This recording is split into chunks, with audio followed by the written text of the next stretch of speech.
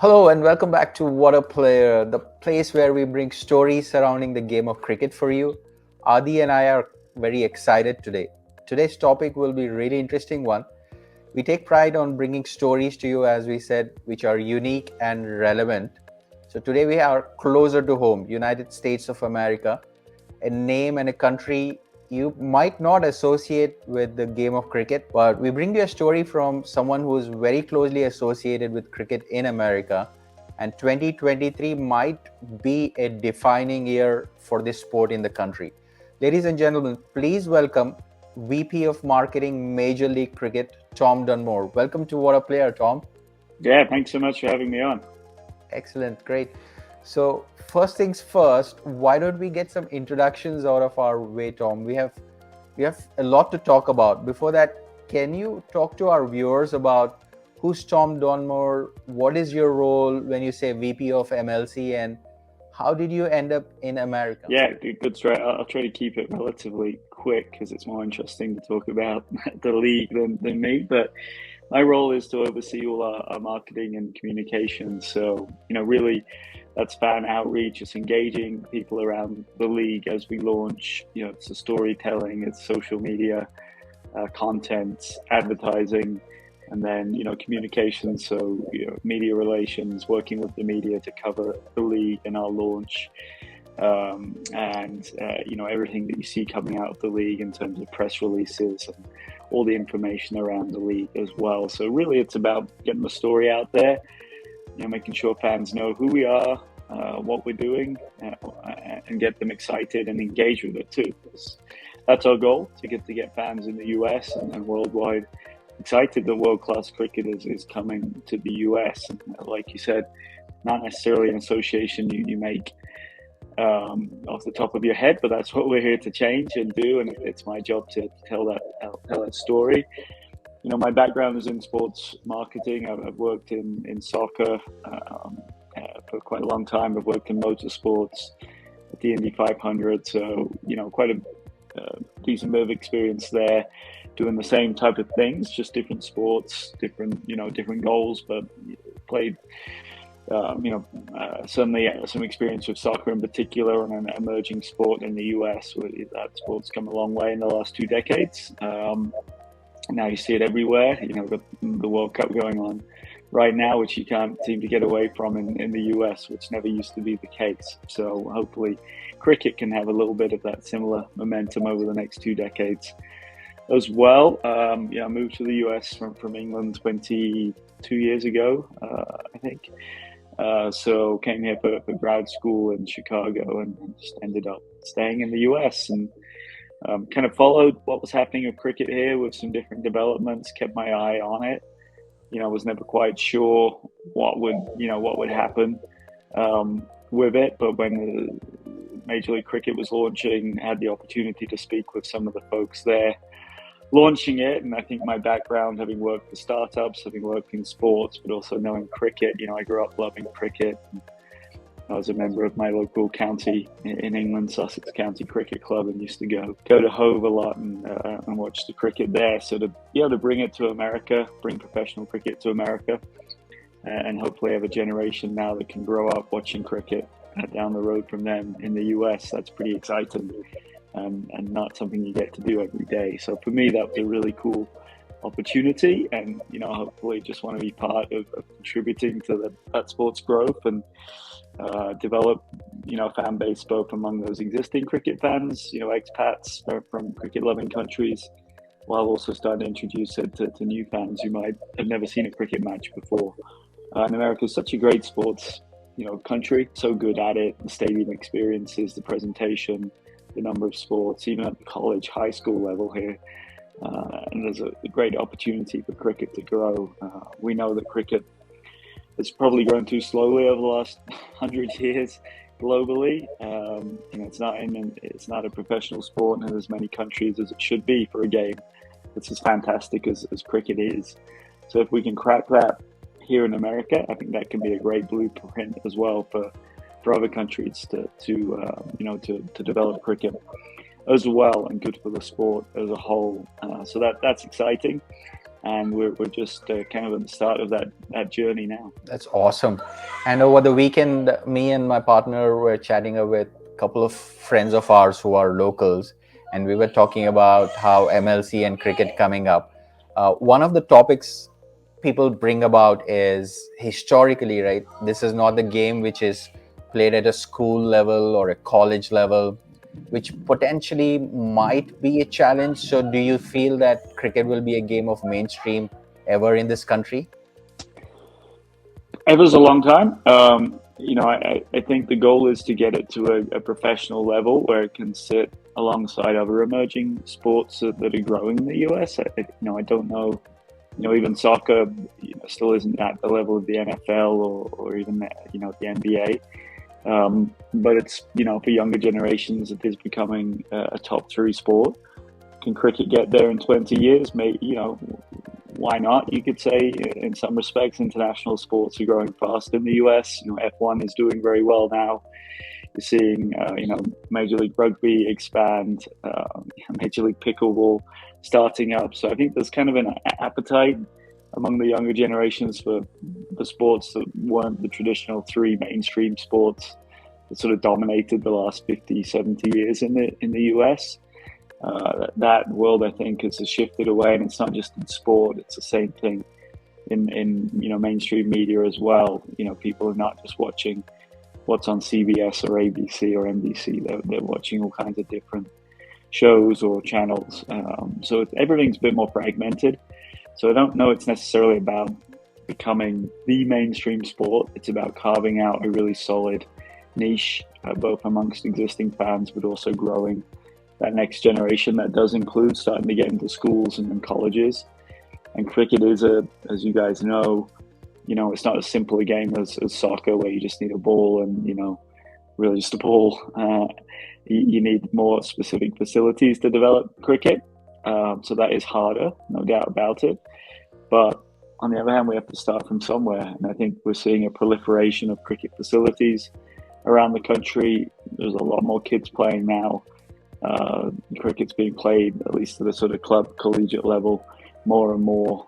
We had just announced a partnership yesterday. We're exploring with George Mason University near DC a hybrid cricket baseball facility where the college baseball team would play in the spring, and then we'd use it as a cricket facility in the summer. So we need to be innovative like that and be creative in how we grow the sport.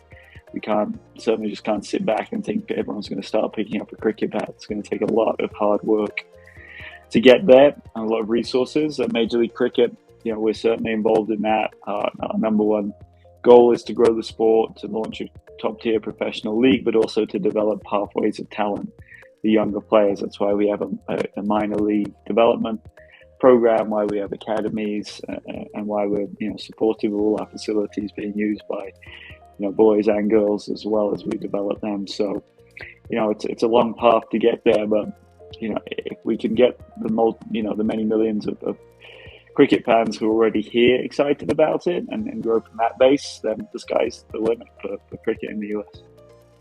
Yeah, the partnerships like that will go a long way, especially with colleges, because college football or college baseball, I think that's where people try to create a scholarship way of getting into a sports. But you're right, we have to start somewhere, and hopefully this is the start. It's also a good segue. You touched upon minor league a little bit.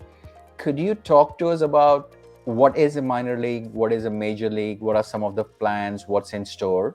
Yeah, minor league cricket launched two seasons ago, and it's really a semi-pro sort of pathway developmental league, because what we haven't had in the US before is a solid structure of regular competition for the top players in the US. They played weekend tournaments and club cricket, and it's been very scattered. There weren't consistent, rules or tournaments that took place over multiple weeks, and it's hard to develop as a player if the competition is so inconsistent and the facilities are very hit and miss and the umpiring is hit and miss. So what we tried to do is create a structure with a annual league that takes place over 8 to 10 weeks, where players can expect that consistency, that professional level of quality when it comes to facilities and and umpiring and management of the games, which is really important. So 26 teams in the league, all around the country. So we're in about 20 cities. It's the best players in the country domestically taking part, along with some players that come in from overseas.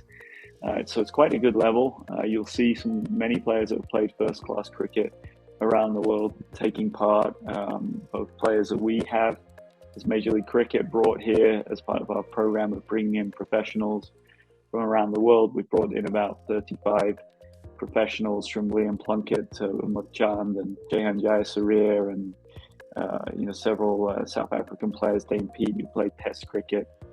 So we've got a number of international players that have come here, and they sort of are seeding the level of the league and bringing the best practices and mentoring young players. Young players here who have never played alongside or against a professional. Now they see, what is Liam Plunkett doing to prepare for a match? What is Umut Chand doing? Whether it's from practice to nutrition and mental focus. Those are the things younger players can now learn from professionals. And there is a really good crop of young developing players in the US domestically. They just have never had a structure and a consistent coaching and competition. So that's the goal of the league, to help the USA national team identify the best talent by seeing this consistent competition, give them more chances to play, develop new grass and hybrid turf pitches. So they're playing less on AstroTurf or mats, which is traditionally what US cricket has largely been played on. So that when they step up to play international cricket, they're used to playing at that level. So that it's really important. It also seeds the game in those communities. Start to see some crowds coming out to matches and developing around it. But the primary goal is really as a player development pathway. And that leads up to Major League Cricket. So that gives us a base of players, domestic players, that Major League Cricket can then pull from. So you have your top tier overseas players who come in, for the tournament, the top players that you see in T20 franchise cricket around the world. And then you have your domestic players. And so having that pool of well-trained professional quality players is really important. Otherwise, we wouldn't be able to stand alongside the CPL or the BBL in terms of quality. And that's where we want to be with Major League Cricket right from the off. This is going to be a top-tier, world-class league, and you need the players to do that. So the minor league's really important to build that platform for those players and give us something to seed the national team and Major League Cricket. Oh, exciting times. There's like a lot of South Asian population, like Suman and myself as well, being a part of that. Is the initial stages of like the MLC, right? Let's say like the first 1-2 years, is it focused more on the immigrants who are still plugged into their national team, think like India, Pakistan, Sri Lanka, Bangladesh, and also folks from England and other places? And how do you plan that evolving? Yeah, great question. I think, the core, the bulk of our crowd early on, our following, is certainly going to come from that expat cricket-loving audience. That is the most turnkey way to get that following. That said, it's not easy. We've even seen with soccer that it took many decades before it evolved, to a sport that was followed at the professional level by even fans of soccer. So we have to do that the right way, really make it attractive for cricket fans to follow, have them believe this league is for them. It features world-class players, have them become fans of teams and start to follow domestic players as well who perform well in the league. So we can't just assume they're going to show up either. It's going to take hard work in the cricket communities to get them to come out to matches in person. It's going to take marketing, promotion, storytelling to do that. But that's certainly a high priority. We definitely also need to simultaneously see that future following from non-traditional fans of the game. And that, again, is a long process and takes time. And we need to do some trial and error, frankly, to start seeing who are the right audiences to target. How do we get them to try streaming a match or coming out to a game in Dallas? What do we need to do to make it attractive? We have some ideas, but no one's really done this before. So we have to see what works and build on it. I do think if we provide a really good entertaining product at the stadium and on broadcast and streaming. That's a massive step. It has to look great, has to feel like a really great American sporting event, because there are high standards here. When you go to a sporting event, you expect certain, quality of everything from concessions to entertainment. Other countries can be a little different there. When I went to Sussex County Cricket Club games growing up, you just went and watched the cricket, right? There wasn't much else around it. In the US, when you go to a minor league baseball match, it's an extravaganza of, entertainment. So we need a little bit of that, that jazz to it. So we need that American twist to what we're presenting. So American fans, of traditional sports, when they come out, they understand what it is and enjoy it. And then the cricket needs to sell itself. Fortunately, T20 cricket's a great experience. It's a really fun game. It's high energy, high scoring. There are plenty of home runs, right, that happen in a T20 match. So there's a lot for American fans to get into and enjoy. We just have to give them some reasons to come out and make it attractive. Whether it's a game promotion that's a cricket meets baseball night, where we have some of the local MLB stars come out and invite all the local, little league clubs to come and experience a different bat and ball sport, and then they get a chance to be exposed to it. Partnerships. We do some content already with YouTube influencers like John Boy, who's a big baseball fan and is doing some cricket content now. So we have to get creative. We can't pour all our resources into the new fans, because that's more expensive and more riskier. But we have to see that in the long run too. It is making it feel like it is not just a foreign sport. Soccer struggled with that for a long time, where it felt like it was restricted to certain communities, and it struggled to break through into the mainstream. So we need to find some ways to make cricket accessible, explain it, lots of cricket 101, lots of fun ways to show what a great game it is, and really have the game speak for itself once we've translated it for that audience. Right, that makes perfect sense. And also it's a good segue to like the next burning topic on this is in terms of facilities, right? We know the nice stadium in Dallas is coming up. So again, this might be a bit too early, but have you all given any thought on where all the matches would be, or there are going to be other facilities? I know there's one in Florida as well, right? Like we have a cricket stadium there, but the Dallas one is the main showcase to the best of my knowledge. Any insight on that, like from a facility standpoint? Yeah, no, that's right. Dallas will be our premier venue, certainly in the first season or two. But we will have matches at least another location, so it will be mixed up a little bit. We'll have more announcements on that fairly soon. In the longer, medium to long term, it's about getting a home for each of the 6 major league teams in their cities. That's massively important. We're committed to doing that. It will take a little bit of time because building a stadium from scratch in New York or San Francisco Bay Area takes some work. But we're making some good progress in each of those locations.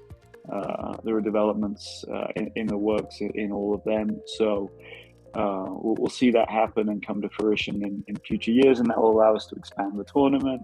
It'll allow us to have more tours from other teams from overseas. We've got the World Cup coming, T20 World Cup in 2024, and I think likely to have other international tournaments in the future years as well. So having those multiple venues is massive. There's, like you said, there's been one in Florida, but outside of that, there have not been many venues to have professional cricket. So that's it's going to be a game changer when we've got 6 of those venues in different parts of the country. Right, and also to your point earlier, those multi-purpose venues where the baseball stadium is being converted to a cricket stadium as well to use that purpose, that would hopefully accelerate that process as well if that thing goes well. Yeah, certainly. I think we have to be creative. There are different ways of doing it as well. Not all stadiums have to be massive concrete bowls with plastic seats. Think of like a New Zealand style oval where you've got a lot of mounds and banking for fans to sit on. That's A, it's cheaper, B, it's more environmentally friendly, it can fit into a park setting nicely.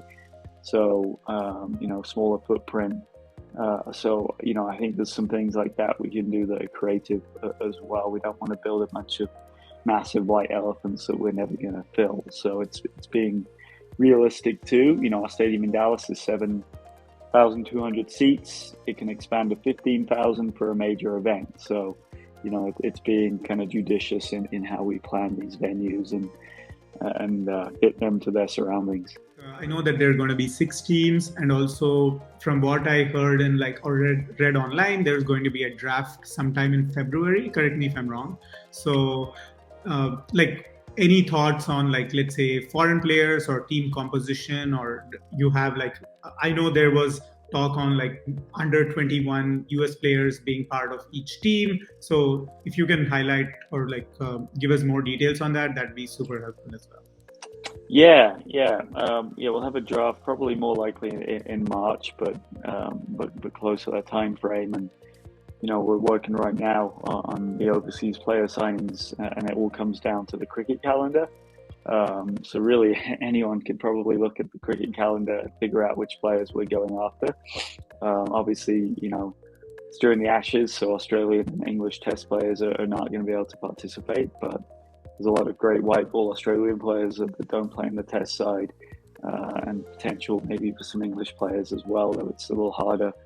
Though there is a bit of a gap between the T20 Blast and the 100, so it might be possible there. But the Southern Hemisphere players obviously are not having domestic cricket, so you can look at who's available based on the international calendar, and obviously there's a lot of top New Zealand players, South Africa, etc., that will be available in that time period. So each team, we think will have at least a couple of, I call them globally recognized overseas stars at a minimum. And so that's going to be massive to have that on each team.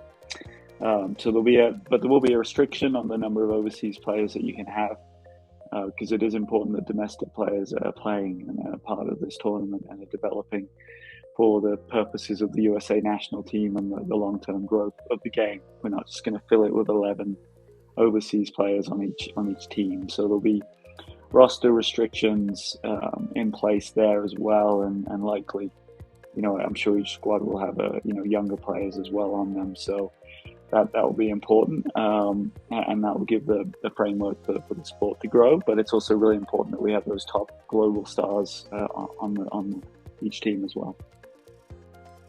Got it. That makes sense, because that'll help get the word out and also generate more interest for globally recognized stars. And then you also have the local players as well. That'll tie in really well, getting them up and close with those international players and learning from them. Yep, absolutely. Excellent. So this has been fantastic. I think we learned a lot, and clearly the cricket is on the rise in America. Tom, really appreciate your thoughts and bringing us the insight.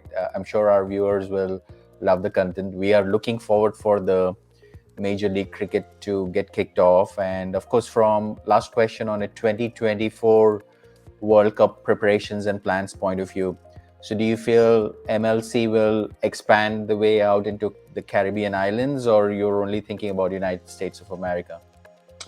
As MLC, was just sanctioned for the United States by USA Cricket, so that's our current license. Obviously North America as a whole, Canada doesn't have a professional league. They've had the global T20, so who knows in the future. But right now we're sanctioned and focused on the US. Brilliant, excellent. Tom, thanks very much for making time. Really appreciate it. Like I said, our viewers will love the content because one, it is closer to the home, and two, there's a ton of opportunity and upside. Wishing you and your team all the very best for the 2023, because it's going to be, like we said at the opening, defining year in the cricket history of America, hopefully, and 2024 World Cup coming in. So the next 24 months, we have a lot to look forward for. Adi, thanks for making time. Tom, really appreciate it. And folks who are watching, drop us a reaction and check out the MLC on socials and follow Tom as well for more information. Tom, thanks again and all the very best. Thank you. I hope we can see you out at the MLC match next summer. For sure.